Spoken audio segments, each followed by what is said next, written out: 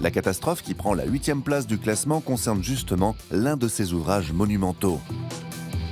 Elle a eu lieu en Italie en 2018, plus précisément dans la ville de Gênes.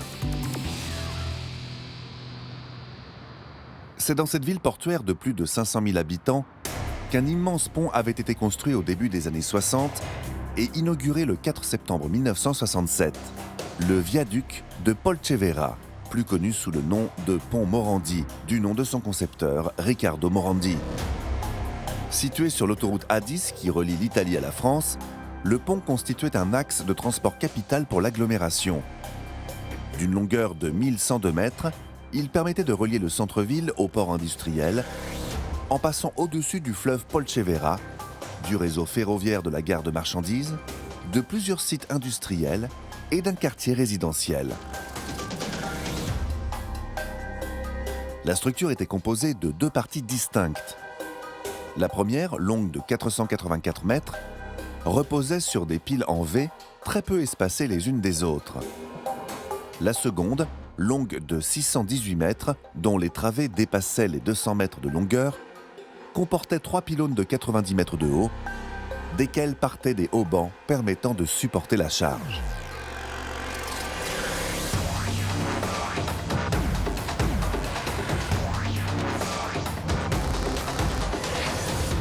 Mais le matin du 14 août 2018, un tronçon de 210 mètres du pont Morandi va s'effondrer d'un seul coup.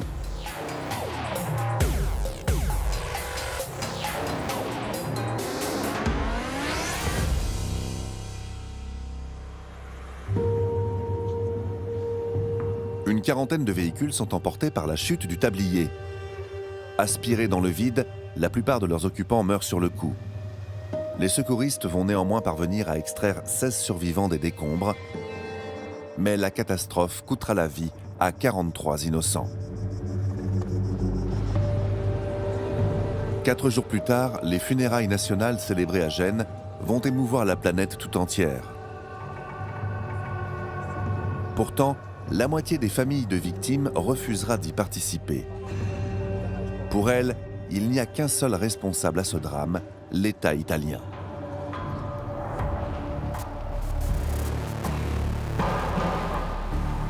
Car les détails de l'histoire du pont Morandi depuis son inauguration en 1967 jusqu'à son effondrement va mettre en lumière les défauts de construction du pont et surtout la négligence terrible des autorités.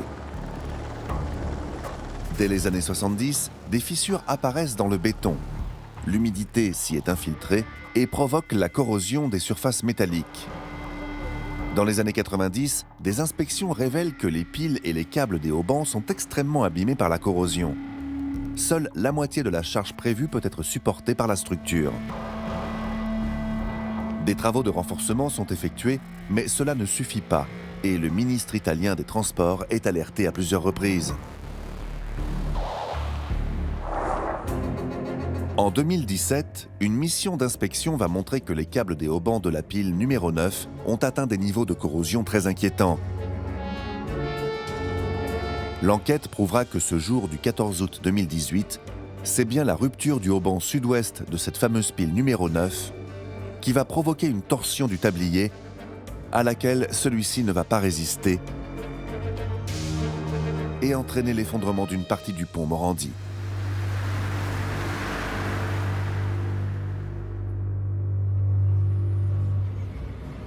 Pendant près d'un an, le reste de l'ouvrage déchiré restera visible comme un témoin de la terrible négligence qui a coûté la vie à 43 personnes.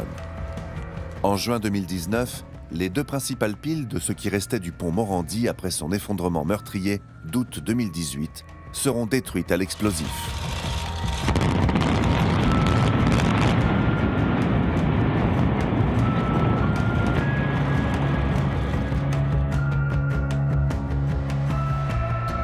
En 7 secondes, les quelques 4500 tonnes de béton et d'acier des 2 immenses piles à haubans numéro 10 et 11 se sont effondrées dans un nuage de poussière.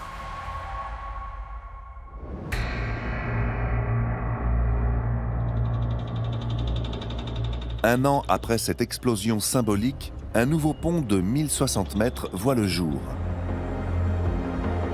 Dessiné par Renzo Piano, le célèbre architecte originaire de Gênes, L'ouvrage est censé prouver que le pays va changer et que la catastrophe de 2017 a servi de leçon aux autorités. Mais nul doute que le peuple italien tout entier gardera à jamais en mémoire les images de l'ancien pont Morandi et des négligences coupables de tout un État.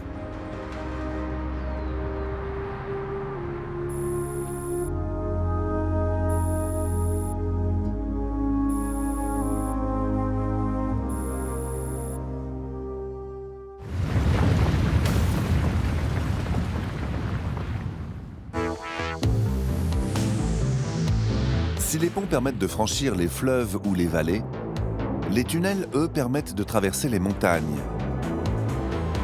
La construction de ces ouvrages mobilise des ressources phénoménales pour parvenir à percer la roche. Mais une fois en fonctionnement, un tunnel doit faire face à un enjeu de taille: la sécurité des véhicules qui l'empruntent. La preuve avec la catastrophe qui prend la 7e place du classement. Pour la découvrir, direction les montagnes alpines, à la frontière entre la France et l'Italie, où un terrible incendie s'est déclenché en 1999, dans le tunnel du Mont Blanc. 4808 mètres, le toit de l'Europe occidentale. Le Mont Blanc est une montagne dont le point culminant est situé en France, mais situé à seulement quelques kilomètres de l'Italie. Pendant longtemps, pour relier les deux pays en franchissant les Alpes, il fallait emprunter des petites routes de montagne et franchir des cols. Des routes sinueuses et surtout pour la plupart fermées en hiver. Après la guerre, une solution a été imaginée.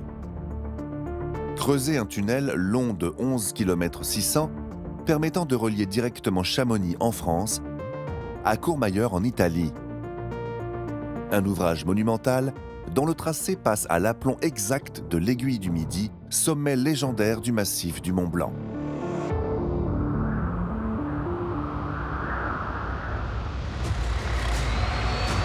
Les premières galeries sont creusées côté italien à partir de 1946. Mais les travaux démarrent officiellement en 1959.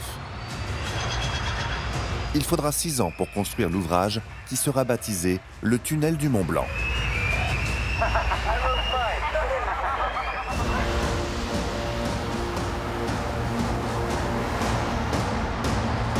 À son inauguration en 1965, il est le plus long tunnel routier du monde et permet de réduire de près de 100 km le trajet entre la France et l'Italie. Avec plus de 100 000 véhicules par mois, le trafic du tunnel est dense. Chaque jour, l'ouvrage est emprunté par des touristes, des travailleurs frontaliers, mais surtout des poids lourds qui assurent les transports des marchandises entre les deux pays. Beaucoup de poids lourds.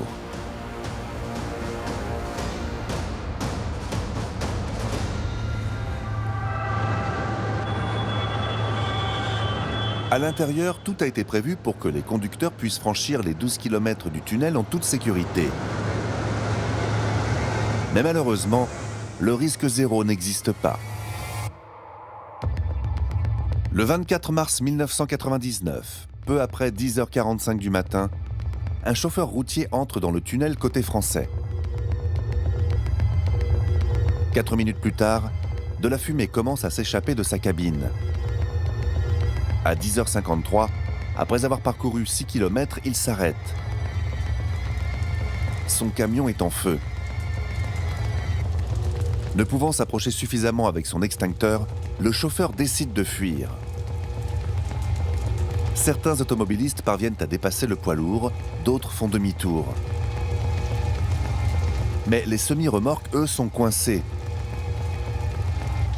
Le camion en feu contient un chargement de margarine hautement inflammable, aussi explosif qu'un camion-citerne. Le petit incendie se transforme en véritable brasier. La température augmente d'un coup et une épaisse fumée toxique commence à se propager. Pour les 40 véhicules bloqués et la plupart de leurs conducteurs, il n'y a plus aucune issue. Côté italien du tunnel, les secours travaillent au ralenti à cause de la chaleur et de la fumée, impossible à évacuer. Les pompiers italiens qui étaient en chemin pour éteindre l'incendie sont contraints d'abandonner leur fourgon à seulement 300 mètres du feu. Un véhicule équipé d'une caméra thermique tente en ce moment de progresser dans le tunnel. En moins de 5 minutes, Tous les véhicules situés à proximité du poids lourd s'embrasent à leur tour. La fumée, chargée en monoxyde de carbone et cyanure, s'épaissit. Les câbles électriques fondent dans les flammes. Le tunnel est plongé dans l'obscurité totale.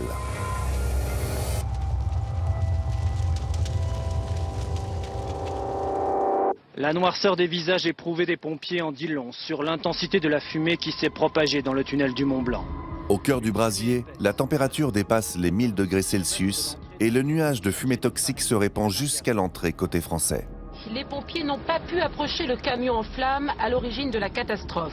Il est impossible d'accéder à une zone de 600 mètres envahie par une fumée épaisse. Le feu ne cesse de s'intensifier et les pompiers et les services d'urgence ne peuvent pas intervenir sans mettre la vie des secouristes en danger.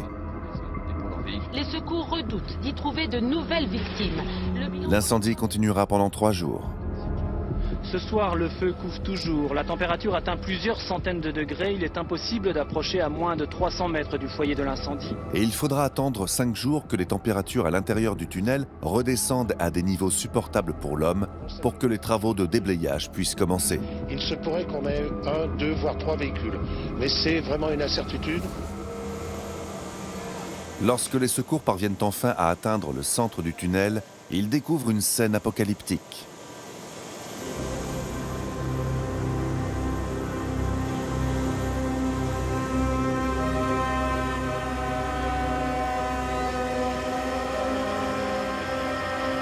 Des véhicules calcinés, des corps carbonisés. 29 personnes sont mortes dans leur véhicule. 9 autres ont tenté de fuir à pied mais sont mortes asphyxiées. Les questions restent nombreuses sur les circonstances de la catastrophe. 2 enquêtes ont été ouvertes ce soir. Une technique administrative sous l'autorité du ministère des Transports, une autre judiciaire par le procureur de la République de Bonneville pour homicide involontaire.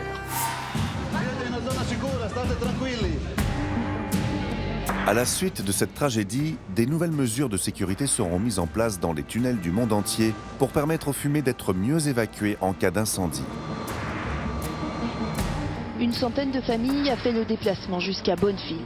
Lors du procès en 2005, 12 personnes, dont le maire de Chamonix ou le chef de la sécurité du tunnel, seront reconnues coupables d'homicide involontaire et de négligence et condamnées à des peines de 4 à 30 mois de prison. Le chauffeur du camion qui s'en est sorti indemne en abandonnant son véhicule écopera quant à lui de 4 mois de prison avec sursis. Ce soir, le feu est éteint. Des peines qui ne feront jamais oublier les 39 personnes qui ont perdu la vie ce jour de mars 1999 et qui ont marqué à jamais l'histoire du tunnel du Mont Blanc.